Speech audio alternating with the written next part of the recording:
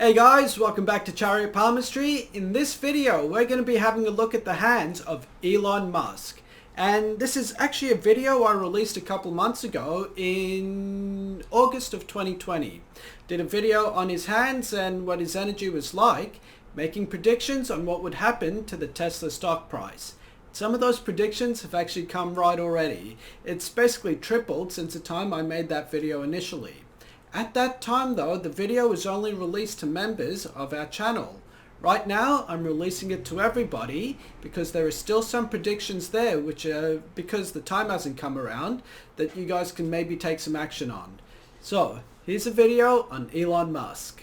Welcome back members. In this video, we're going to be having a look at the hands of Elon Musk. And we're going to be applying some Valmiki Astro Palmistry onto this. We're also going to be looking at what his business prospects are and even having a look at how his businesses are going to be growing within that context. Now, before I make this video, I've got to say I could not find a picture of Elon Musk's hands on the internet that didn't have a copyright on it. So what we're going to do is we're actually going to do like a mock-up of his hands. We'll put up a generic picture like this, and then I'll just show you guys where different planets are on his hands. So the first thing is that his ascendant is Pisces. So I'm going to put like a picture of Rama over here because in Valmiki's Astro Palmistry, Ram is the ascendant. He also has a sun in Gemini, and by the way, Mercury is there too.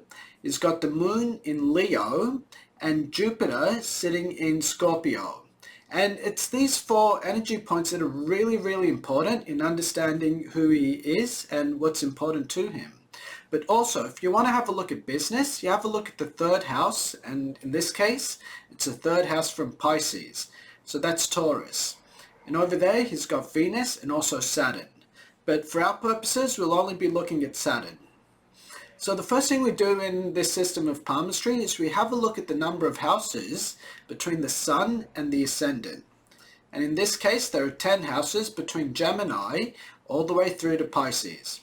And that's going to be his primary cause of suffering in life, anything dealing with the 10th house, which is all about career. This is a man who suffers, or his ego causes him to suffer because of his career. And the way he heals that suffering, we count the number of houses from Pisces through to Gemini, which is 4. So the fourth house things like the home, his mother, those are the ways that he's going to heal that ego suffering. And I'll come back to why that's important in just a moment, but we also want to have a look at the distance between the Sun and the Moon. And in this case, there's about 3 houses. So the third house in palmistry has to do with things like business. So this is very important to us in the analysis we're doing. The Sun represents the ego, and the Moon represents your emotions. So the way the ego causes him emotional suffering will be through his businesses. And we can kind of see this in his behavior. Whenever his stock price goes up, he has some silly tweet out where he says, I think my stock price is too high.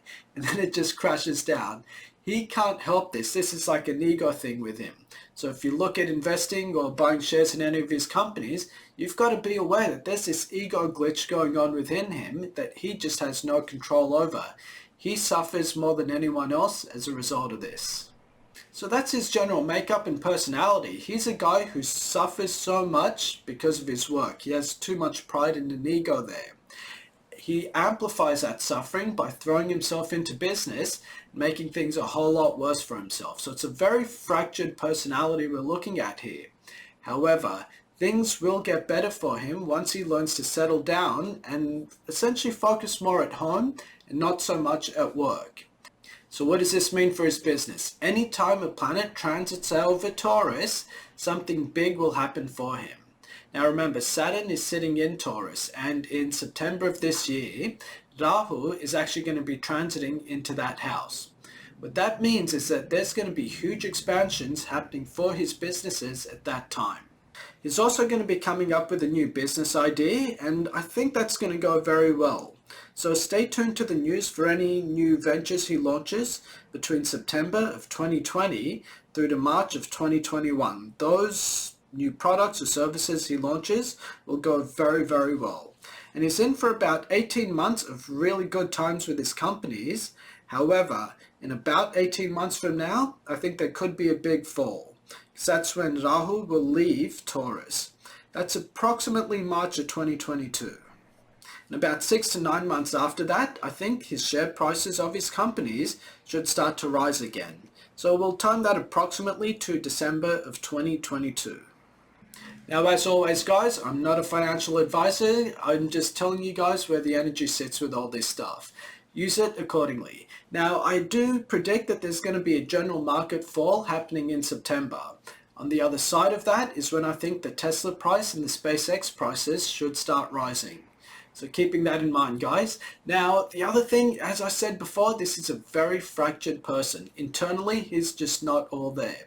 People tend to look at these billionaires and assume they're very happy in life. And of all the billionaires whose hands I've read, I've never met one person who's a whole, complete human being. This is just another example of that. The thing that he's most well known for, his career and his businesses, are also the things that cause him the most suffering.